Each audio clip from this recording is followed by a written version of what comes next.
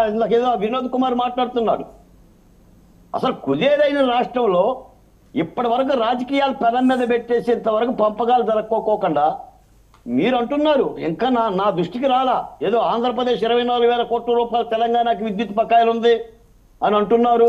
నేను అనలేదండి. 2021 నవంబర్ 12న అమిత్ షా సమక్షంలో Telangana chief secretary తిరుపతిలో చేసిన నివేదన ఇది.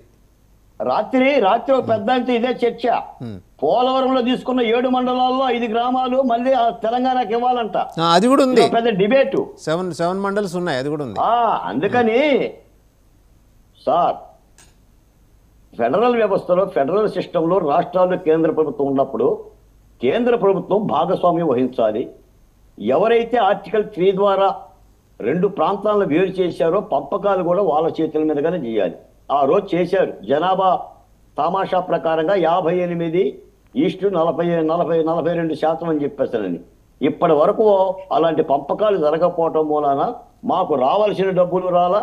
మొన్నటి వరకు హైదరాబాదులో మేము ఒక సెకండ్ పౌరులుగానే ఉన్నాం.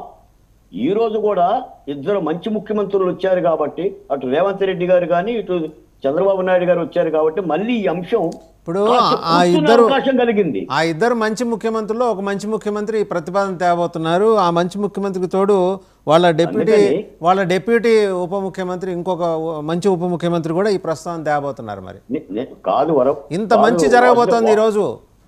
వాసుదేవ్ గారు ఈ కూర్చోటం కూడా 10 ఏళ్ల తర్వాత ఇప్పుడే జరుగుతుంది. గత 5 ఏళ్ళలో ఎప్పుడు కూడా ఈ అంశం కూడా రాలేదుగా. ఈ అంశం కూడా చర్చకే రాలేదు కదా. అందుకని ఈ యొక్క పంపకాల విషయంలో, విభజనలో ఆంధ్ర రాష్ట్రం కోల్పోయింది. ఇవన్నీ కూడా మా హక్కులు. ఈ పంపకాల విషయమే కాదు, కేంద్ర ప్రభుత్వం కూడా విభజన చట్టం ప్రకారంగా మాకు ఇవ్వాల్సినవి కూడా హక్కులు. అవి ఒక రాజకీయ పార్టీకి సంబంధించిన హక్కులు కావండి. 5.5 కోట్ల మంది ఆంధ్ర రాష్ట్ర ప్రజల హక్కులు. ఇప్పటికీ రాజధాని లేకుండా ఏం చెయ్యాలో అర్థం కాని పరిస్థితుల్లో తలమునకలవుతున్న పరిస్థితి. అంటే నేనేమంటానంటే, ఏ డిబేటర్ అయినా కూడా ప్రతి పౌరుడు, ప్రతి రాజకీయ ప్రతినిధి ఈ అంశం మీద కాస్త రాజకీయాలకు అతీతంగా భిన్నంగా ఆలోచిస్తేనే రాష్ట్ర ప్రజల శ్రేయోభిలాషులు అవుతాం. లేకపోతే చరిత్ర మమ్మల్ని కూడా మర్చిపోదు, క్షమించదు మమ్మల్ని. ఇది రాజకీయాలకు అతీతంగా జరగాల్సిన పంపకము.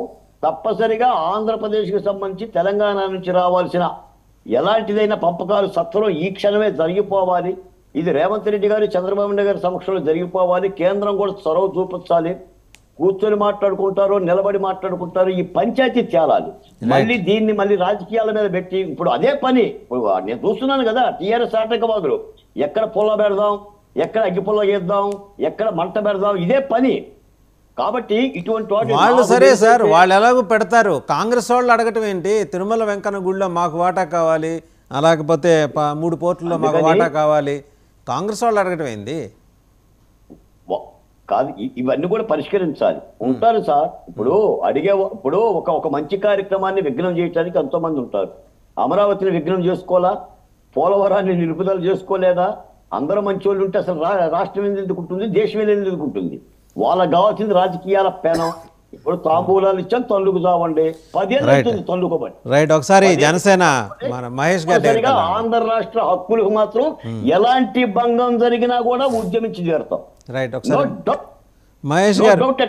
రైట్, మహేష్ గారు, మీరు చూస్తున్నారు ఇప్పుడు మొత్తం గేమ్లో మీరు కొత్త ప్లేయర్, మీకు చాలా కన్ఫ్యూజన్ ఉండి ఉంటుంది ఎదురుగుండా. దానికి తోడు అటువైపు ఉప ముఖ్యమంత్రి హాజరవుతుంటే మనం ఉప ముఖ్యమంత్రి గారు బహుశా వేరే షెడ్యూల్ ఉండటం వల్ల, దీక్షలో ఉండటం వల్లేమో అనుకుంటా ఆయన రాలేకపోతున్నారు. కారణం తెలియదు. బట్ చూడబోతే ఇప్పుడు ఈ